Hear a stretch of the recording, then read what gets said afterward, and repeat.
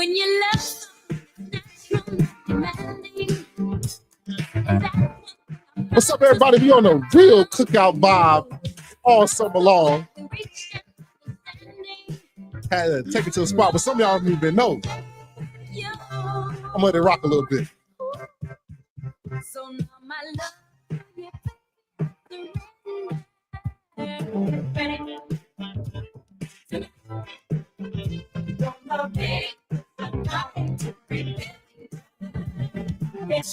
That's what we're doing here tonight, and let's talk about it. We're gonna make this a night to remember for everybody that tuned in to us this Thursday night on the weekly live podcast presented by IDK Sports Pod.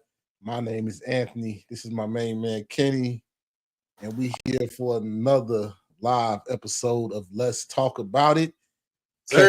On all platforms. Catch us live on YouTube, and you can always listen on the replay on YouTube, Spotify, Apple Podcasts, wherever you get your podcast from. Don't forget to like, share, subscribe, and comment and let us know how we're doing. Let's talk about the first topic that we want to get into, man. Let's talk about it's playing right now. If you're watching, somebody watching on the TV. NBA Finals, man, started today. It's actually going on right now. I want to let me be accurate. The first half, it's at halftime. Thunder up 57-45. You know, Thanks. Big talk about this finals. Some of it is on the court talk, and other of it is on really talking about what's what I'm saying. We're talking about how it's two small markets, which I personally don't think it cares where sports is now, but we can get into that little topic first. Do you think it helps or hurt the NBA now that it's like these two teams are small market teams? You know, Indiana, OKC, not your normal big markets. Do you think it's going to hurt ratings? People say it hurts the NBA, it hurts ratings. I think if you're watching at this point in time and it's championship and high level basketball, I really don't think it matters to me. I don't think it matters. Like the people that's going to watch are going to watch. It's still the NBA Finals. It's still a chance for history to get made. And yes, would you got more eyes if New York had got there or LA or Texas team or somebody like that? Boston, maybe. But you're still going to have a well-watched finals, I think, even with the small market teams, because people want to watch the NBA Finals. It's like, what's really else is going on in June? Besides, we got the NHL going on. You know, baseball play every day. Picking up, yeah. French Open is going on right now. Shout out to Coco, made it to the finals, trying to win another major. You know, so shout out to her. But it's still like the big thing in the summer for the major sports. And I think a part of it too, not getting to like just the ballistics already, but this is what folks been asking for. I mean, some of the monotony of the league is that we already know the storylines, we know some of the history. We know, the Celtics, we know the Lakers, we know the Knicks, we know the major market teams, we know them already. So what kind of breaks out of that monotony is for the smaller market teams to kind of boom. And the salary cap has made it possible that these smaller market teams can be competitive. It's been like a spread of wealth almost, if you want to take it there, to where, all right, we done bust the salary cap down. These teams now be able to pay the max and compensate their players. It's like, all right, bro, now we're starting to see those star-studded players be draftable and be picked and retained through contract extensions, not just automatically they just going head for the hills as soon as they're done with their rookie contract. It made it possible so those smaller market teams can keep the players that they developed. So you can't get mad at the fact that at the same time that the trick worked, that the formula worked. They are developing talent. Star-studded coaches are heading to these smaller markets too. So you can't get mad at the whole system or the whole formula that you made coming to fruition. Yes, that does mean that Oklahoma City will make it, that San Antonio years ago will make it, or that Denver Nuggets will make it. Is the fact that, hey, we invested so much that this this layout isn't just favorable to those in LA, Miami, DC, New York. It ain't just favorable to those markets. It made it so that everybody can enjoy the spoils of this league that we're making. So get off the high horse. Oklahoma City and Indiana deserve to be there. And getting a quality product. So you can't get mad that this thing of ours is growing and expanding. That's what we wanted. Yeah. So like that's one topic. I think it was kind of the topic that always get made. People just want something to talk about. They really can't talk. I'm keeping it butt. I think they can't talk the game. They got to talk about that. I mean, yes, of course. New York has a bigger fan base. It's New York City. It would have had more eyes, but I think like it's not going to be horrible. Viewership. It's the finals. And let's get to the matchup of it. Like I said before, I think OKC wins this pretty easily to me. I think they might gentleman sweep. Yeah. Maybe go 6 if Indiana gets hot, but I just think OKC has too much. They have youth and they have a deep bench. Not saying Indiana does, but I think the bench of the role players of OKC are better than the role players in Indiana. Taller. I think Jalen Williams is going to be, anytime Shea and Jalen Williams could be 1 and 2, the top 2 best players on the court. In trouble. And that's in trouble for Indiana because they don't really have a star. Like Halliburton is a good player. Siakam is a really good player. But they don't have somebody that's like a star that you can count on night in, night out. So Shea is that. Shea gonna get you 30 night in and night out. Mm-hmm. Jalen Williams is playing very well, was leading up to it. And you don't want to go into this matchup in a series. Hard to win a series when the 2 best players are on one team. At the time on one team.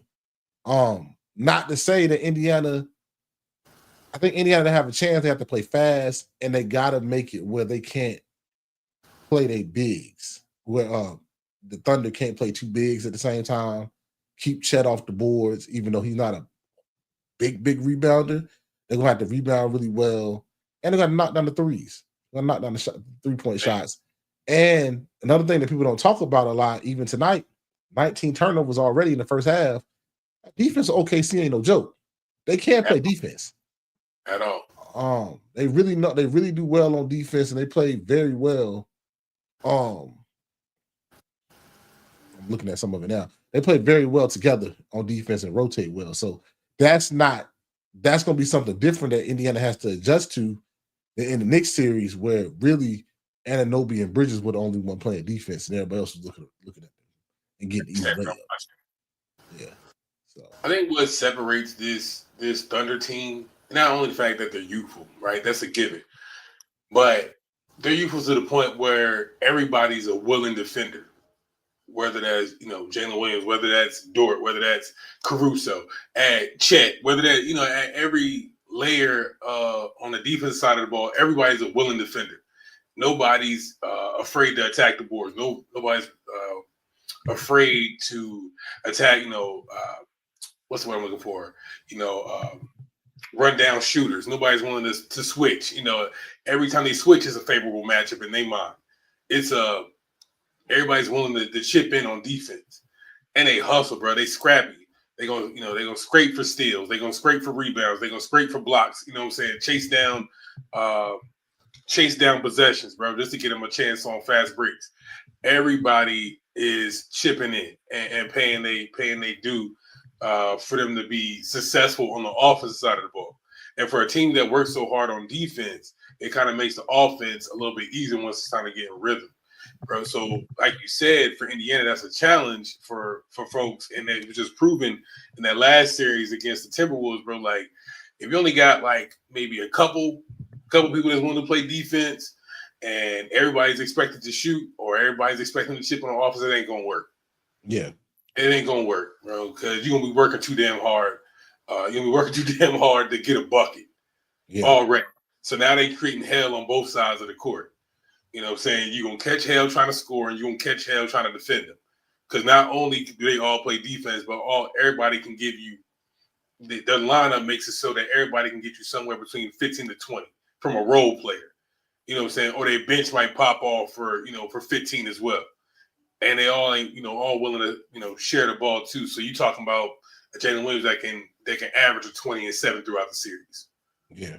So it's dangerous on every level. And again, I'm similar to Ant where I got this as a gentleman's suite. We might keep it cute, just to get back to OKC and finish it on our court. Yeah. You know what I'm saying? I really think it could go 5 here. I think it won't be a long series. I don't want to say a sweep because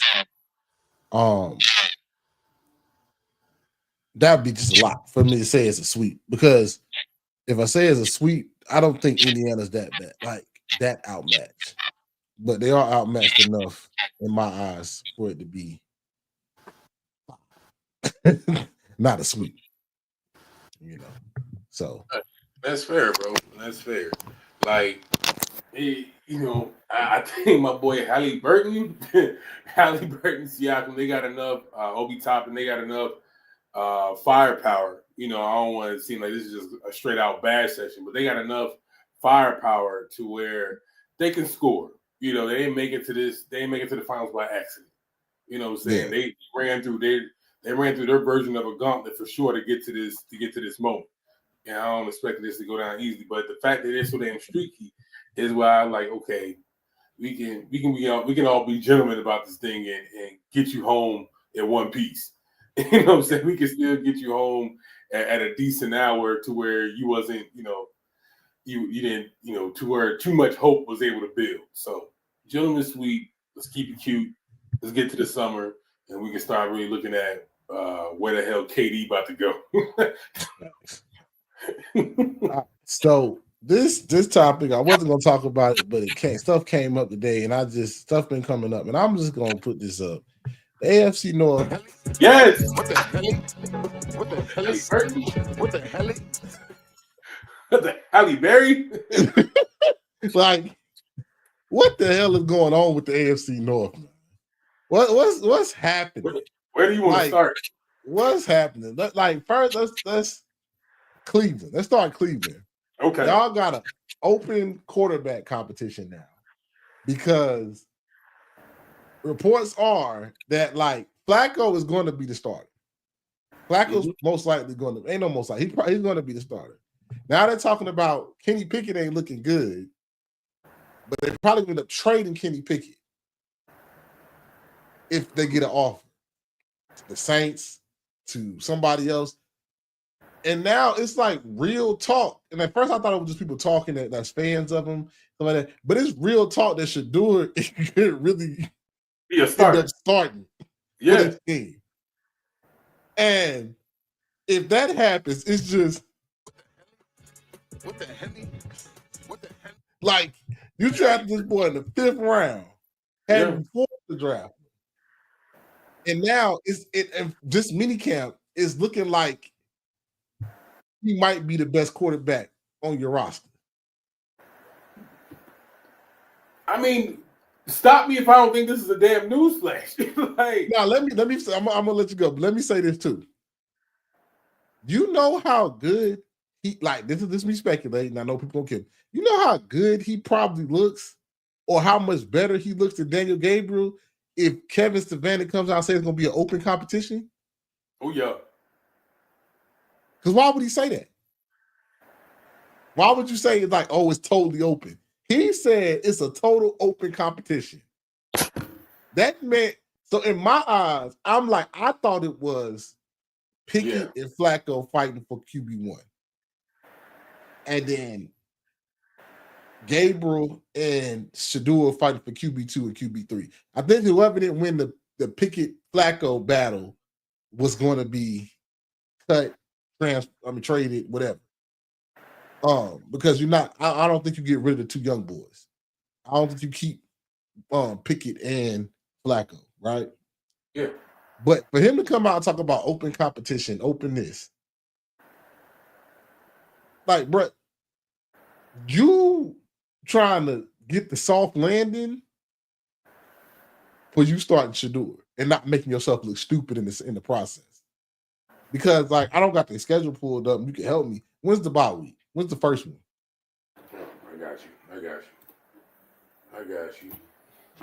I got you, brother.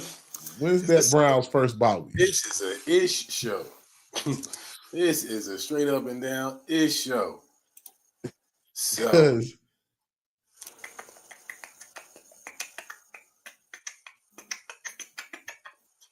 it's early in the season too. yeah, I think like week 4. You get 2 buys. I think they're Week 9. Week 9. Yeah. You'll probably see Shador. I'm gonna say this now.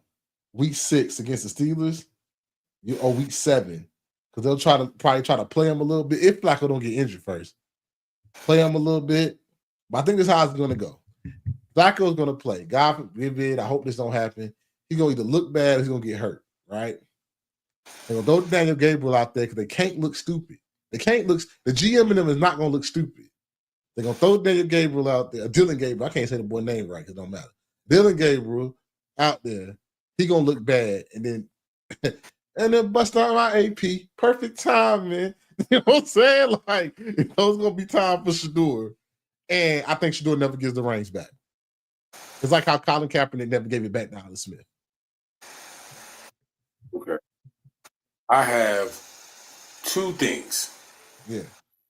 One, if it you said week 6, right? I'm saying week 6. That's what I'm thinking. Against the Steelers. All right. So here's the hole that we're projecting that the Browns are going to be in. Yeah. You're possibly already looking at we go down. Bengals L. Hold on. Let me cook. So Okay. you are looking at an 0 for 5 start. It's a lot of L's. What's even worse than starting 0 and 5 is being 0 and 2 in your division. Yeah. So, to be clear, it ain't you already looking at a dire situation trying to make a QB change. Yeah. So, making that change then, yeah, I don't think it's a time to go straight to Dylan Gabriel. But they're gonna do it. I'm telling you. It's not a time to be prideful, bro. We already broke the glass in case of emergency. But we talking about the NFL though. Like, I could just tell how that GM is. I saw how when they picked Shador, they didn't want to make that pick, bro. They didn't want to make that pick. Yeah. So I don't want to look stupid. Neither. You already do. I think you already do, but then like if you don't really like, if you don't give Dylan Gabriel the shot before Shador, then you look like you just wasted the 3rd round pick. Which you did, and I personally think you did. But you know how some people they're gonna have to stand by the decision until it looks like I have no other option. Look, I thought then they can say, I thought he had it, but Shador was the better player. That's pride.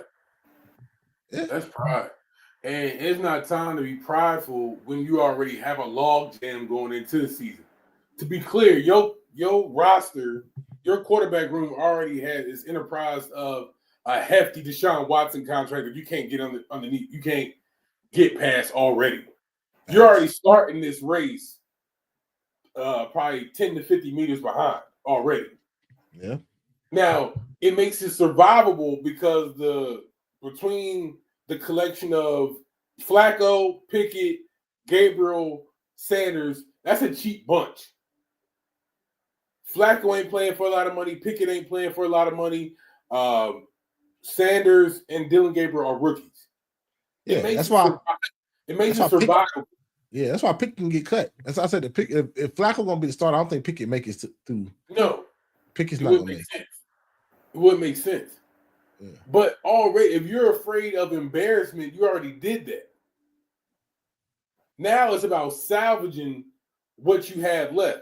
And if it's about putting the best player on the field, it's best you admit that in June. as opposed to waiting until October to say that. I mean, it does, but they not, bro. I'm telling you. But like you right though, it could be bad. Bengals week 1, L. Ravens week 2, L. Packers. Is that at Lambeau? No, that's at home. L. Lions at Ford Field. L. The Vikings in England.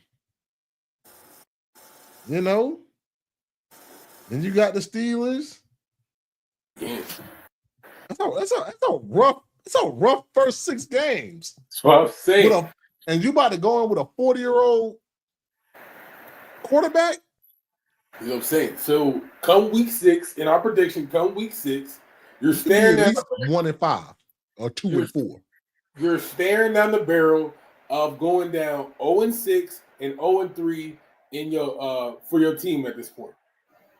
Yeah. So you want to make a change that is for a difference maker, or to get somebody that can kind of give you a change of pace from what you've been seeing the past 5 weeks. Bro. Hey, bro, I don't have no faith that they're gonna do the right thing though. So that's just me.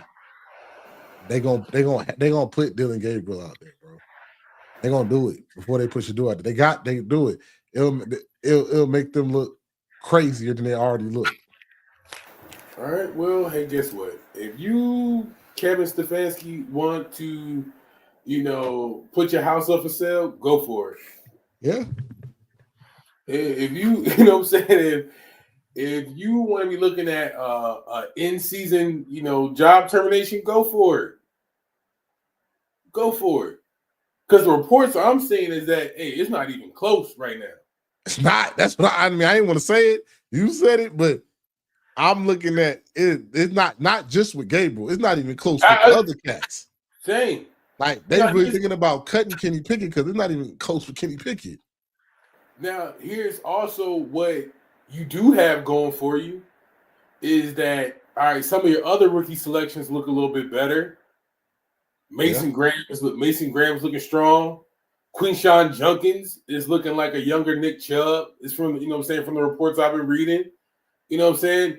You got it helps that you did get that second round linebacker because Jeremiah Owusu, is possibly looking at a potentially almost it's a season-ending injury for sure, but a potential career-ending injury for him right now. So that's just like the Mason, but then like I said though, you did good with Quinshon, Quinshon Johnson. You got a Chubb, even though I would have went Caleb, but you got who you got, or Travion, You got who you got.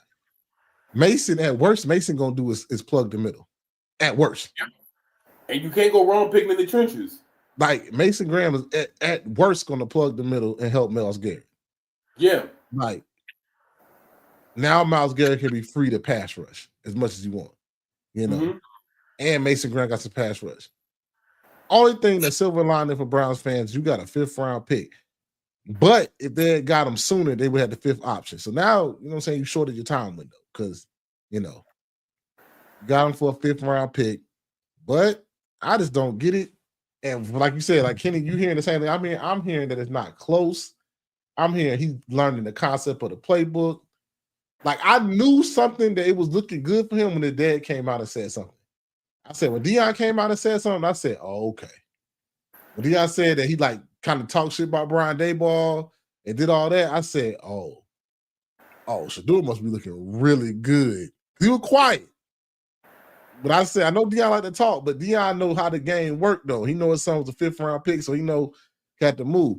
Quiet is kept. Both his sons, I heard, are looking good. I heard Shiloh looking damn good down there in Tampa Bay. So and that's the one that I didn't think was going to be. Like they say, Shiloh got good feet, everything. Like gonna make this team too. Supposedly, at least be practice squad and probably make somebody team. But, and shout out to that because sometimes it is possible for somebody to be a better pro than they are a college player. Yeah, pro coaches have a way of making you right. And, what I'm saying, or making their scheme to the way that send you what you do best. Exactly.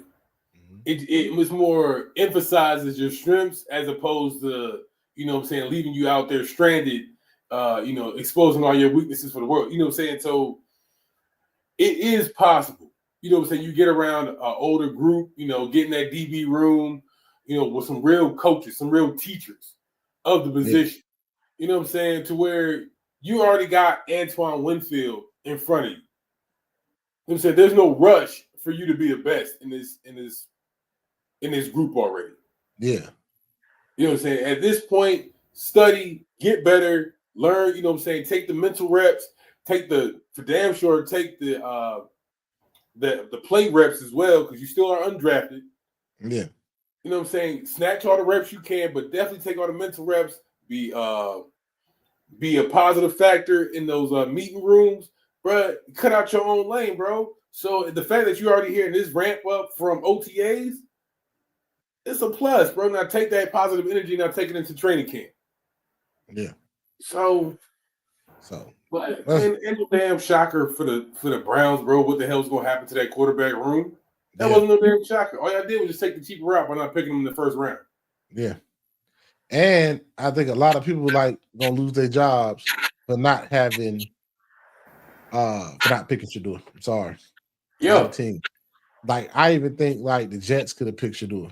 At a certain point, a lot of teams could have picked Shador. Like I like Justin Fields, but if Justin Fields didn't work out, you could have got Shador in the third round. A lot of teams had that opportunity, but it is what it is. We're gonna get to the other one, the Steelers. Heard that Aaron Rodgers is supposed to be on his way, probably sign tomorrow. The sweepstakes is over. Does this make your team better? A lot of Steelers fans don't even want this to happen. A lot of Steelers fans don't. Well, they ain't got no choice now because they need a quarterback. But a lot of Steelers fans do not like this at all. I just don't see this ending good. I don't think it makes them that much better in this division. Like with the Jets, I kind of felt better about it because AFC East, Patriots were on a downfall. Miami is the Bills were rebuilding. So, like, if you wanted to take a shot, take a shot. You got established stars over here in the AFC, like established quarterbacks. You got two jokers that's going to be in the MVP race all the time. Every time, every year. But you got to outgun. So, I mean, I know how you feel about them, but you go ahead and say your piece about, what the Steelers got going on. Yeah, I mean, I'll lead with love. As the learning in my marital journey, I'm leading with love. So, does it keep you in competition? Sure. Yeah. Does it keeps you 500? You know what I'm saying? Does it make things just a tad bit more interesting? Yes, it does. Yeah, that's about where it ends for me. That's about where it ends. I don't see it, bro. I don't see it, bro. Well, here's the issue, bro. And I don't want to keep going back to your door, but at least, bro, it's another scab. It's another Band-Aid. And I know just like our last episode, I was like, bro, Kirk gonna be here. Kirk gonna be here. Whether it was Kirk or A-Rod, bro, nobody's gonna see past a year or two here. And that's the facts. I don't think it makes sense. This isn't a move to kind of galvanize locker room or to where we're looking to support a rookie. Yeah. Or like, hey, we know we got to step up in spite of our rookie. But yeah, we do have a veteran presence at quarterback. But do we know we got money in the bank right now? Yeah. Are we that? Are we really playing inspired football at this very moment? I can't say for sure. I don't know if his last couple stints have told you that that you're gonna be playing winter football or that you're gonna be playing playoff football. Yeah. I don't see it, bro. I'm gonna just keep it a buck. I think this might be Mike Tomlin's first losing season. That's gonna be crazy with Aaron Rodgers. Because I don't think do they beat the Browns? I mean, do they beat the Ravens? Shit, bro. I think you had it right with the first one. I don't know if they beat the Browns. And I'm being God honest truth. Like I don't know if they beat the Browns. What everybody want Aaron Rodgers to be is not the Aaron Rodgers that I see. You got to speed up that that we time saw machine, in bro. Green Bay. You got to speed up that time machine, bro. We are not in 2012. Yeah. We are not in 2008, bro. Hey, bro, those things are gone. Those days are long gone, bucko. Yeah. Now you got, like, as my boy Ant mentioned, bro, you already got two killers in your division already. Yeah. You know what I'm saying? And they already looking to get better. Yeah. Understand? So it's not as simple as, oh, Aaron Rodgers steps in this building already. We a plus 500 team. I don't. You And still then, fight like, for places. if you was going all in, why not keep Pickens? That's the part. Honest. If you going, because obviously you're going all in for this year. You're trying to make a run. You thought, for some reason, the Steelers think they're a quarterback away. But I don't think so. I think that team is older. I think they have I think them drafting defensive players was smart because the defense is getting older, especially that D line. And it was this time, like you brought A-Rod in for one piece. I know that Justin Fields hurt your heart. And I think they scrambled after that. They wanted Justin Fields, but if you wanted him, then you shouldn't have treated him the way you did. Russell played decent as the year went on, but he fluttered sometimes, and that boy never saw the field again. You didn't treat him like somebody that you wanted to bring back. He was playing good before you set Russell. That's true. Set him for Russell. So, like, y'all say y'all really wanted Justin Fields. He leaves. You don't get Russell. You don't go out here in the market and get another. You don't even get a quarterback. I like Will Howard, but it was you should have went. Like, Shador was still sitting there. I know we keep going back to Shador, but Shador was still sitting there. You know, but you bring back Mason Rudolph for what? He was sorry at Tennessee. He didn't get no better. So you drafted Kenny Pickett, 4 years ago? 4 or 5 years ago? Didn't really give him a chance. Okay, go ahead. So, like, now you saying, now all of a sudden you're a quarterback away, and I don't think you're a quarterback away. You basically going, like,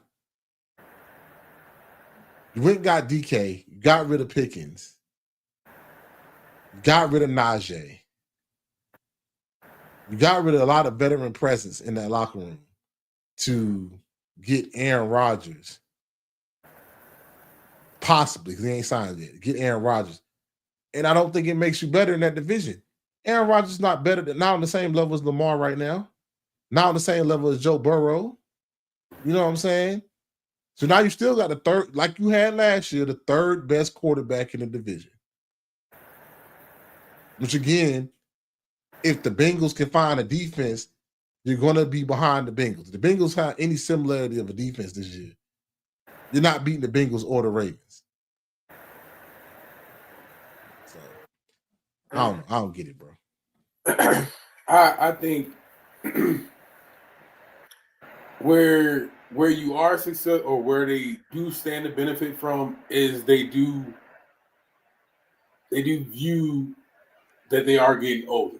You know, that their team is becoming older. So that makes sense to pick up a DK. That makes sense to pick up a Derek Harmer. That makes sense to pick up a Joey Porter Jr. You know what I'm saying? It says that they're not completely blind to where they're at right now. You're not completely blind. Not Cade Klubnik. That boy.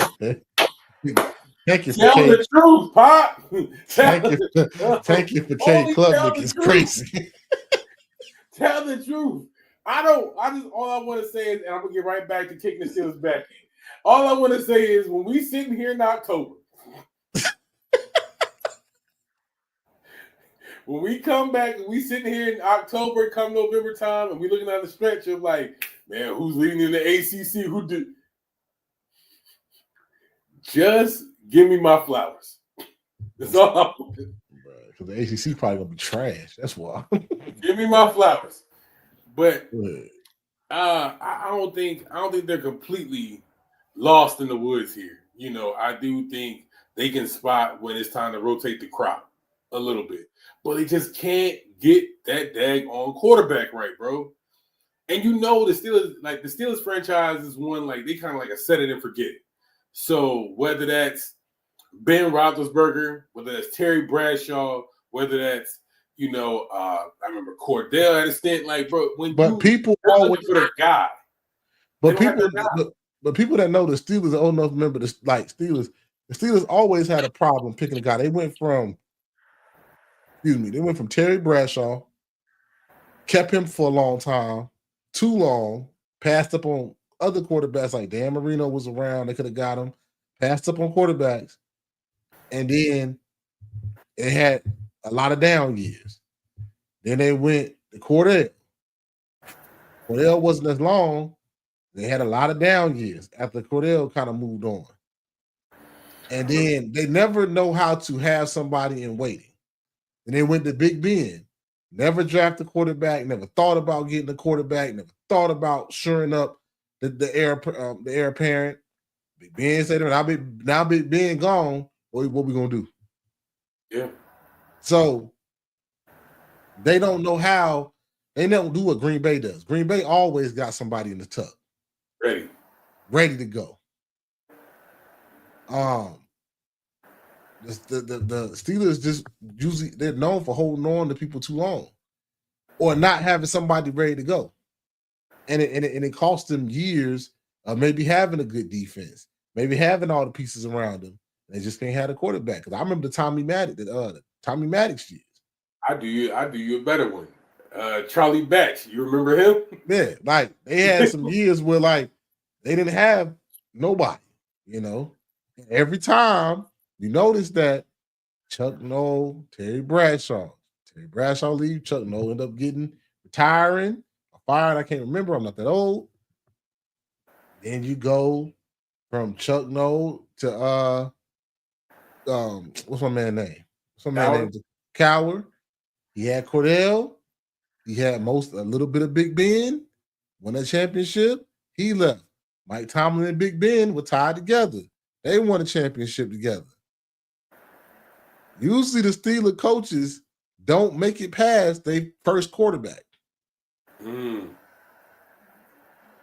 So it might be the end of an era. I know what I'm saying. I like Mike Tomlin, but it might be just time for a new voice. It might be time. Maybe new perspectives. Maybe new, because I can't believe he's not helping making none of these football decisions. That's the problem. That's the thing that got me confused. I can't believe that he's not helping making these football decisions. So it might just be time for a different voice. Maybe we don't tolerate the receivers that causes us the problems. Maybe we do prioritize offense a little bit more on the quarterback side. Maybe we do prioritize bringing in an OC that can call better plays and not sticking to Matt Canada for X amount of years. Like, but maybe that's my point is like, who's to say that Kenny Pickett, like when Kenny Pickett left Pittsburgh, he was damaged goods, right? Eagles picked him up for pennies on the dollar. Yeah, I think it's like a 4th, 5th round pick, maybe. Yeah. He's not getting a chance. You know what I'm saying? But again, is how many other quarterbacks don't flubbed in that system? A lot. And I think even they had an OC change during the time Kenny was there. So again, that foundation was never sturdy to begin with. The only name that seems to stick around is Mike Tomlin. And the problem was, the biggest problem was when he went 500 with Duck Hodges and Mason Rudolph. And people say, "Oh, do they really need Mike Tomlin is that good? They don't really need a quarterback." That's the problem. That's the problem. They shouldn't have won all them games. They won a lot of them games. A lot of teams were hurt down the end, and they were healthy on the defensive side. They shouldn't have won all them games with Duck Hodges and Mason. That didn't make no sense. And that kind of like, I think, incentivized them saying, like, hey, do we really need a stellar quarterback or somebody just feasible? But you always should be looking for that generational quarterback because that clears up. Then you don't have to be perfect everywhere else. I'm gonna tell you another issue that I see is they win a lot of their games under Tomlin is won by grit. and they kind of adopted that as the Steeler way, which is true because I don't remember a lot of like complete blowouts during the Coward time as well. Just different brand of football though too. Right. Different era of football though too. Right. Big different era. But so now in this era of football, you gotta put points up. Gotta put points on the board. It's not meant to, win by like, snot-nosed football. It's not win by like tough yards. And there's time for that later in the season, of course. You can't consistently be dominant and not score. Like all the teams that was in the play that made it far in the play, like Commanders scored. Y'all had a great defense, but y'all still put points up. The Rams had a good defense, put points up. Who else made it a little bit further? But like teams, you gotta back in the day, having a good defense was giving up 14 points, 2 touchdowns and a field goal, 17 points a game. Your defense was stellar. Now, I'll just say you're giving up 24. If your defense gives up 24 points a game, that's a really, really good defense. That's a really good defense that only gives up 24.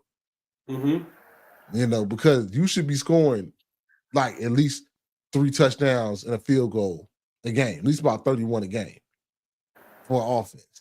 Like, if your defense is only giving up 21 points to 21, 24 points, that's a good defense. You can't consistently ask your defense to hold people, these type of offensive minds to 14 points a game. It can't be done. And you're going to wear your defense out. And that's why they have injuries down the road. I'm about to say, it's an unrealistic ask. Like you said, in the era of football that we came up with, it was possible to, give your running back 30 plus touches a game and play tough defense. Yeah. That's not the brand of football that we're in now. No. Do that, week in and week out. You know what I'm saying? You gotta be able to throw the ball. You know what I'm saying? You gotta be able to take D shots. Yeah. You know what I'm saying? You gotta be able to score and quick. You know what I'm saying? We just mentioned the other two quarterbacks in that division with Joe and Lamar. They're gonna score. Yeah. And just being able, it's almost like you gotta develop your left hand in basketball. Yeah. You gotta be able to score and play defense. Yeah. Time control. At minimum, you gotta be able to control the ball. Get first downs. Like, time of possession means a lot nowadays. Keep the other offense off the field, especially in this division. You don't want Lamar to have multiple chances to score. You don't want, like, Joe Burrow to have multiple chances to score. You want to control the ball, control time of possession, score, take your shots when you have to, and do what you need to do. Like, 3 yards in a cloud of dust is going to get you a lot of L's. I'm sorry, nowadays. Especially in a division like that where Joe and Lamar are literally dangerous from every part of the field. Yeah. You don't know when the explosive play is going to happen. It can literally flip the game on his head if Jamar Chase get loose or if Derrick Henry, breaks a 60, 70-yarder. The game is on his head now. Yeah. So trying to trot your offense back out there thinking that you just going to, 3 yards here, 4 yards here, 7-yard pass here. It ain't, bruh. You're going to run out of time. Yeah. Run out of time. You're looking around like, man, I only got 10 points and it's in the fourth quarter. Yeah. So, man, you know what I'm saying? Hope the AFC North get it right. They probably won't, but it is what it is. He won't. You know what I'm saying? Let's talk about the next one. See what I want to do next. Let's get into it, man. Elite or hype, man?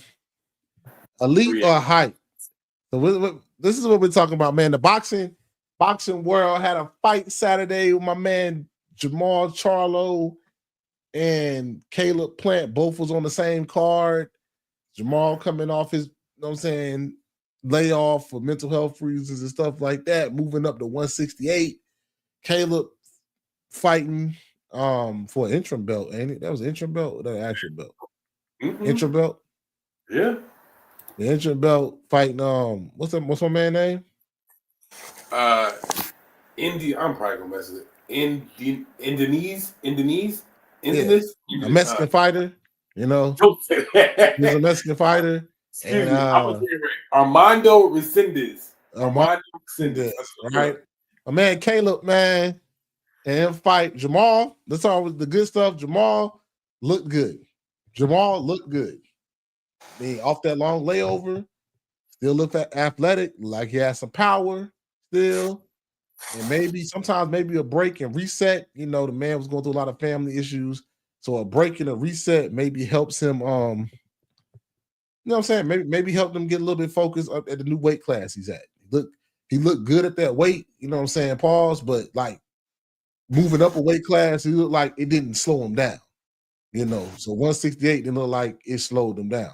Actually, he probably can move up another weight class. Like, I don't know how his other twin does it, but like he physically looks like he was okay at that weight. You know what I'm saying? Handled this fight, belt the ass, did what he had to do. The whole weekend didn't go that way for other people, but I'm gonna let you go ahead and talk about the Jamal fight before I move on. Let me give Jamal some love, bro. Like I think like 18 months. Not his biggest fan. Hey, yo, this man right here is not his biggest fan neither. I'm not. But I gotta give just due where it's supposed to be at. So after like an 18-month layoff, bro, he did what he had to do. Bro. By no means was Lamana like this superstar contender. You know, he definitely made his way around boxing or pro boxing. You know, been beat on a couple times. A couple L's on his record. I think 6, if I remember correct, or 6 now.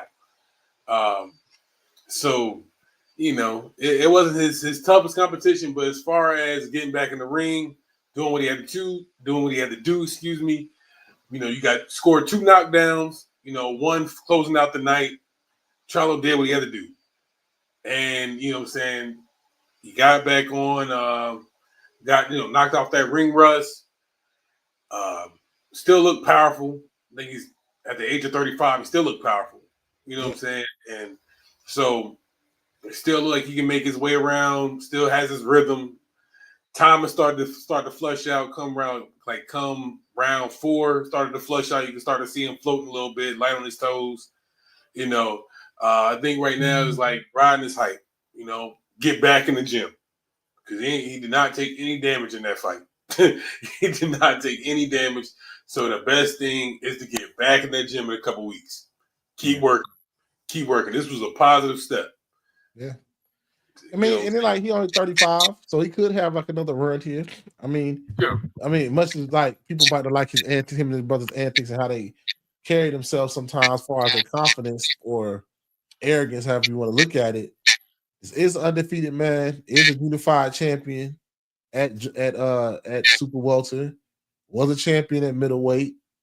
Now he at super middle. You know, man ain't lost yet, and has a chance to be possibly, if he can get a belt, a 3-time division champion. So say what you want to say about it. You know what I'm saying?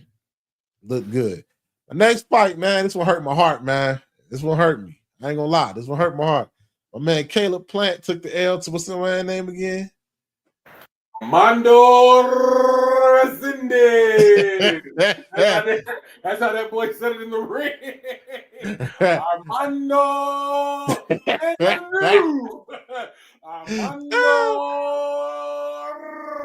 Resende. My man Armando. Hey man, we call it with a belt the ass, man. It wasn't close, bro. I don't know what that one judge saw when he gave Caleb like 3 rounds. He needs to be studied and kicked off of judging. Because I gave Caleb 3 rounds in the whole fight.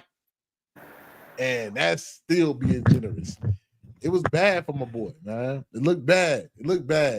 And this is why I got it up a height. I think a lot of people like Caleb, including me. I like his swagger. I like his confidence. I like how he carried himself, his story.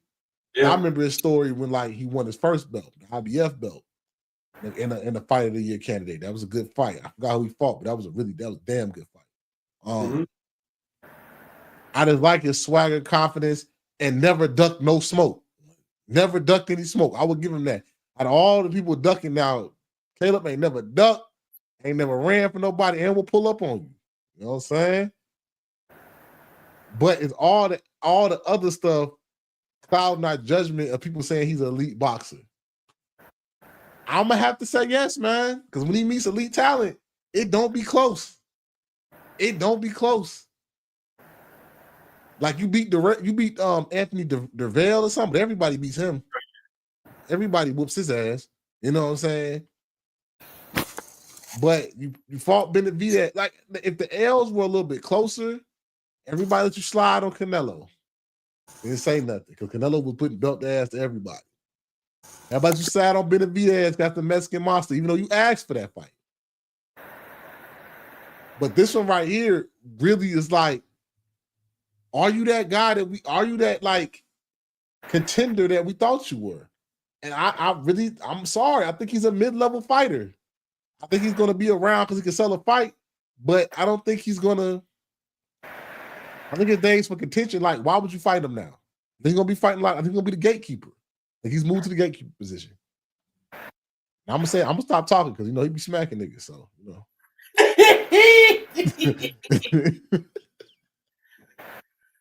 Hey, man. I'm going to leave with love. Hold on, leave me out of the dry. Right, no, man. No, I got you. Trust me. I got you. I got you. What Caleb Plant does for the sport, you can't take away. It is not common in today's boxing. Yeah. He does no ducking. And I'm even double down on that because even when he's losing, bro has a warrior spirit. Yeah. Whether it's Benavidez, whether it's it took a while in that Canelo fight. Bro sticks it out toughs it out the best way he can. Yeah. He toughs it out. He gonna give you a show. Yeah. You know what I'm saying? He is one of those blue blood fighters that is still easy to root for. If he has a bad showing against Canelo, the next fight he'll come back and drop Anthony Derrell. If he has a bad showing against Benavidez, he'll come back and give you a damn fireworks of a fight in Trevor McCumbee. To where it's always gonna be like we're just at that moment where you ready to cut ties with bro. You're like, damn. He might might have had a bad night. He done did it again. Yeah. You know what I'm saying? He'll take a step back and fight like he won't be a main event, but he'll take a step back and co-main or get underneath somebody's undercard, and he'll again have a fight of his life. Yeah. Literally knowing like, damn, bro, I can't go out again. I'm 1 foot out, bro. He literally takes that with him into the ring. But that, my friends, is where it stops. That is where it stops. My boy hate to see a Mexican coming.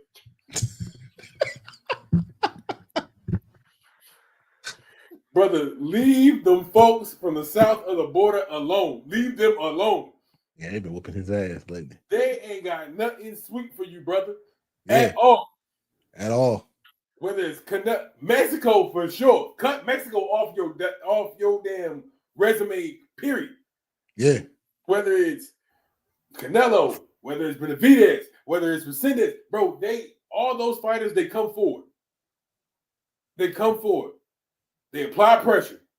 And what that does for you, bro, is unhealthy. Each time, your pace, your gas tank, it's so evident to see in fights. It starts to slow down. After about 5. After about 5, your pace is so noticeable. Your first 5 and your last 4 are stark different. There's a stark contrast between those two. Mm-hmm. You can't keep up. And we know how Mexican fighters can be, bro. They can go out there, they can have a damn they can just have a shootout. Don't stop. They can put their head down and just fight. That's not your fight game. That's not your game, bro. That's not your rhythm. And every time you try to match that pace, bro, you die. Each time. Now, again, this was supposed to be a layup. But Yeah, they it's supposed to be still- it's supposed to be for you and Charlo. Charlo this was supposed to might be a win. layup. You were supposed to win. Y'all supposed to make a fight for later this year. Real simple. You know what I'm saying? Y'all looked at Resendez and y'all said, hey, you know what I'm saying? My boy's coming off of L, you know what I'm saying, not too long ago from Elijah Garcia. You know what I'm saying? Hey, this shouldn't be that bad. Yeah. But what y'all also forgot is this boy beat Jared Hurd's ass not too long ago. Well, a lot of people beat Jared Hader ass. So You know what I'm saying? They don't think this is like his first time in the lights. yeah. And Jared Hurd was trying to come back, trying to do a comeback fight. Hey, no, and my boy closed the door. He slammed that bitch shut. I ain't seen that man since. We ain't seen him since. You know what I'm saying? So they still had, just because it was the main event, they still had to throw you in there with a competitor. At the very least, they had to throw you in there with a competitor. But at the very to your ilk, this shouldn't be at the level of Benavidez and Canelo. This still should have been a fight that we expected you to at least win by decision. Yeah. Split decision at that. So, But my boy, yeah, only person that was in there rooting for you was that damn judge that had you winning by that had that other boy winning by a split decision. Yeah. That was your only fan in the building. Yeah. Because that was an ass whooping from round 4. Yeah. Wasn't close. It was not close. Not even in the slightest. Not close. That warrior mentality shit only gets you so far. Yeah. Because at a certain point, it was like, hey, bro, I don't even know if he should still be in this ring. Some shots were flush. So it was not close, man. Not a good showing, man. Plant, like I said, like everything I see as far as outside the ring and confidence and what he brings to the game, but really can't have him in them conversations anymore. I said, bro, I love what he does for the sport, bro. I love what he does. I love what he brings to the sport. That mentality, because it's rare. Yeah. I know I'm gonna speak the truth on this pod. I'm always gonna speak the truth. You know what I'm saying? So an ass whooping is an ass whooping. But at the very least, bro, what you do best is you die with your sword. And I can never take that away from Caleb, bro. I can never take that away from him. He's a warrior, and there's not too many of those out there in pro boxing right now. Yeah, that's a fact. So let's talk about one last topic, man. What I want to talk about, like, real quick. We've been talking about it in multiple, but I think it needs to be talked to again because we got some things that came out today. First thing I do want to talk about, so I'm saying why fights can't be made. I want to talk about one fight that is made. It's happening this Saturday, right at the Scope Arena. My man Keyshawn Davis is going to defend his WBO lightweight, right? 135. Yeah, championship. Saturday at the Scope against what's it? I can't think of the boy. Edwin De Los Santos. So I hope that, like, because I hope that Navete, what's his name? He just got hope that fight was supposed to happen down the road, but heard he got popped for like some PEDs or something like that.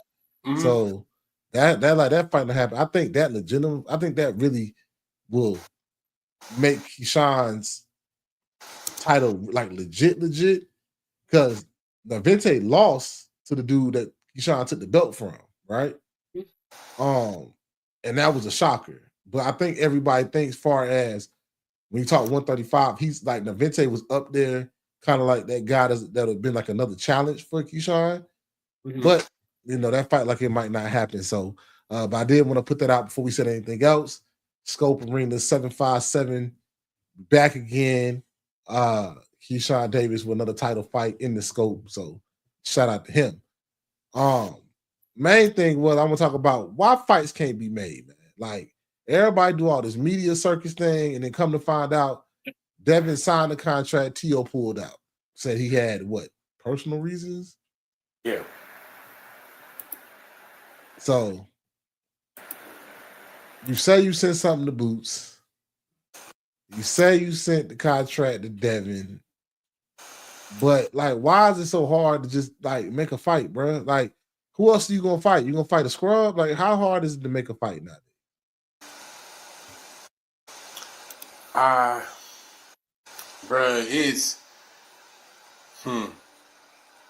it's tough to say.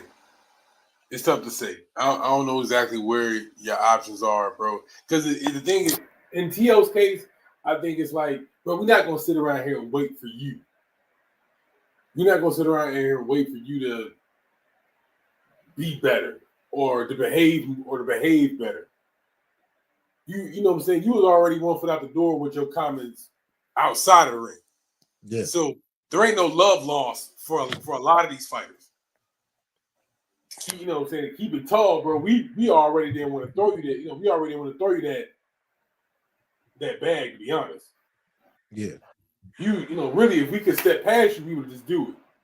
Yeah. But there's a lot of, you know, you still got a lot of fans in your corner, and the sport still does need big fights. Yeah. So in that essence, you still play a role. But whether it's personal reasons, whether it's, you know, I'm not gonna say medical stuff, but whether it's personal reasons, whether it's some issues outside of the ring, whether it's PEDs, whether it's, bro, y'all are really sullying dirtying the sport of boxing, bro. And yes, I'm mentioning Ryan Garcia. You know what I'm saying? Yes, I'm mentioning the Tank Davises of the world. That is like, bro, for the life of us, we want to see you in there with named guys.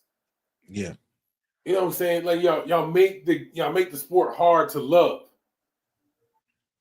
You know, especially for those that treat the sport like our grandfathers treat like baseball. You know what I'm saying? For a certain time in American sports, boxing and baseball were our calling cards for a long time. Yeah, that's a fact. So that's the shoulders y'all stand on. So when you start bringing some of this crud to the sport, whether it's, you know, I'm not gonna take that fight right now, or my camp don't think that's the direction I should go into, or maybe somewhere down the line I'm gonna let this fight build.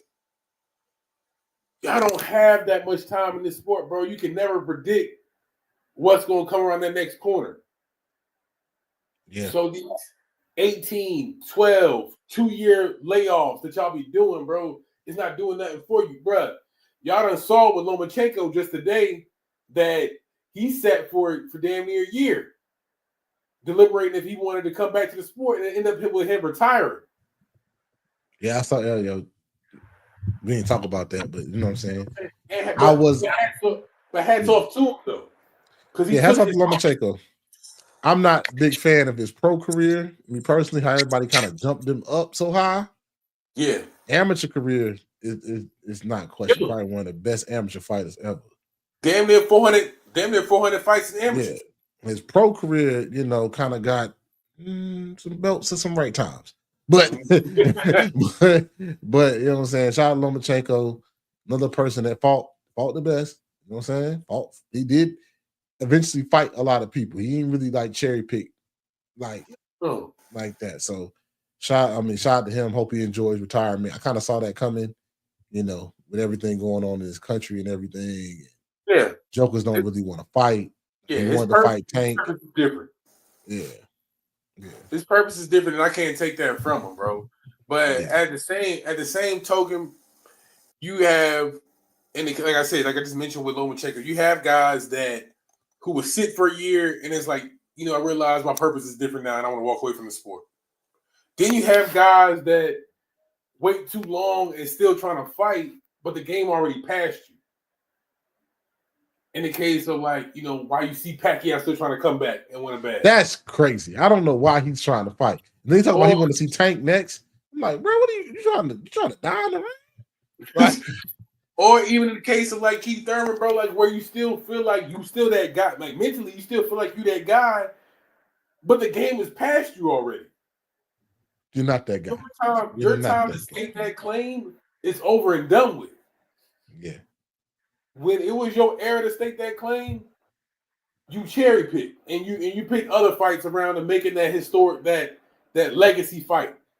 Yep. Now you trying to come back and make up for lost time, but bro, this game moves. Game past you. So I don't want to see this era lose out on time that they think is promised to them when it's really not. Time isn't promised to none of us. At all. And you got to capitalize on this synergy that you got. So we lost this moment of the four kings at the welterweight division or at the lightweight division. Did we lose? Oh, I don't say the welterweight division. I think they held it down. They kind of brought boxing back. Ain't no comment. They did bring boxing back. Them in the heavyweight division brought boxing back. And that's why I say, like, I don't disrespect Wilder because Wilder brought American champion back in the heavyweight division. Yes. So, say what y'all want to say about him. He was an American champion. You know what I'm saying? And really brought boxing back to American in the welterweight division, took it off, and, you know, everything, you know, went from there. But go ahead. No, bro. No question. Even the version of Deontay that y'all seeing now, we can make our jokes, bro, but we can't tarnish what has been done. And mind you, that's Deontay Wilder 40+ fights in. Yeah. So he made his hay. He did what he had to do for the sport. Yep. The welterweights, they did, you know what I'm saying, that era, what was it like? Help me out. And what was that, like 2011 to 2018? Somewhere in the 2010. I want to say welterweight's about like, if you for the masses, probably like 2018, but for like the people that was like starting to see like fall back in love with boxing, we'll say 2016. Yeah. About 2015, 2016, when you start seeing them come up, when you start seeing the Crawfords, start seeing the Sean, start seeing the Thurmans, start seeing Floyd was still around with Pacquiao when they was fighting. Earl was doing his thing. You had jokers overseas like Kell Brook. Yeah. Jokers was still overseas. Khan was still fighting at welterweight at that time.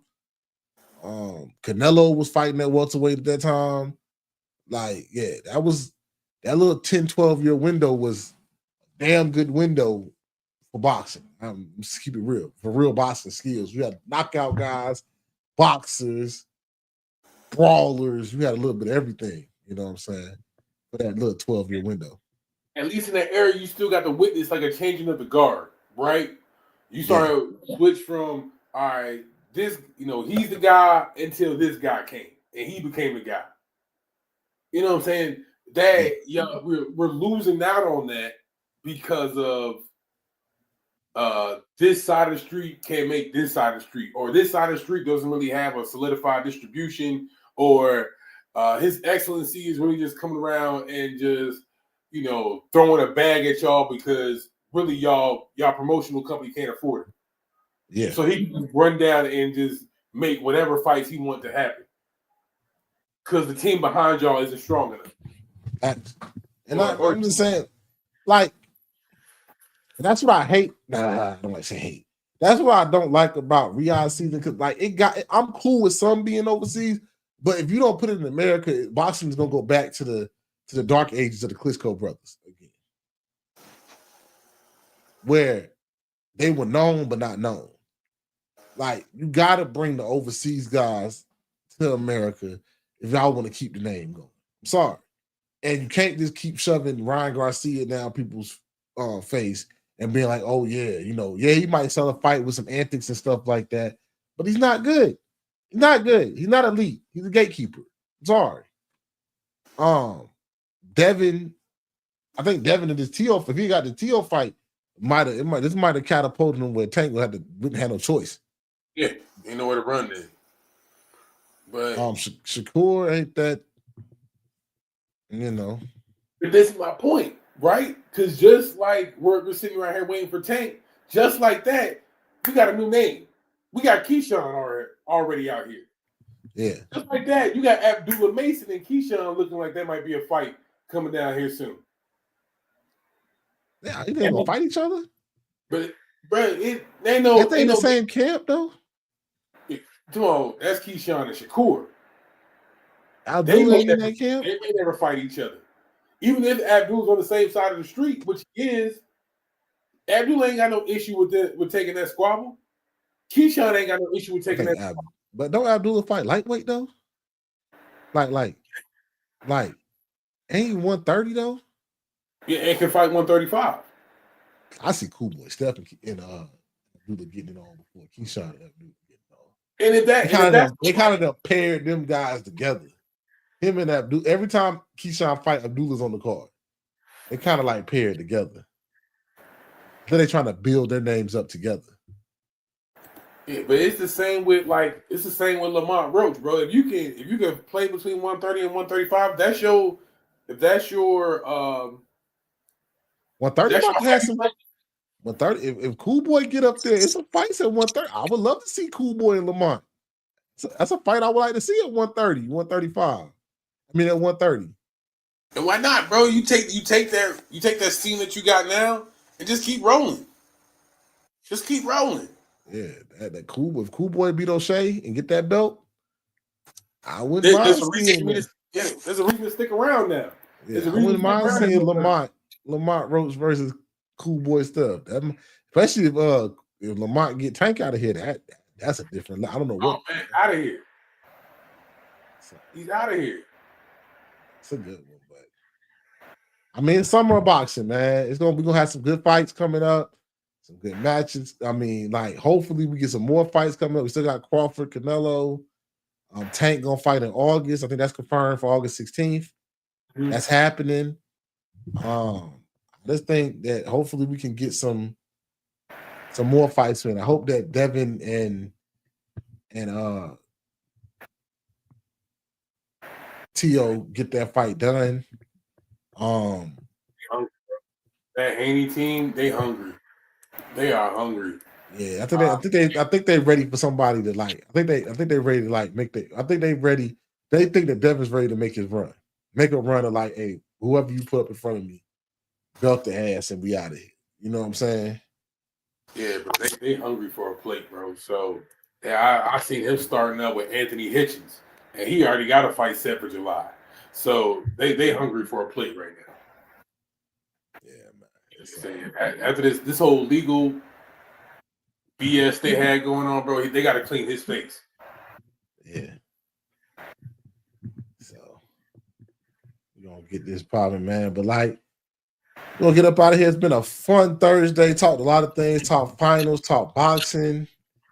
Talk, football. You know what I'm saying? We got a lot of things covered this Thursday, man. On a good live Thursday.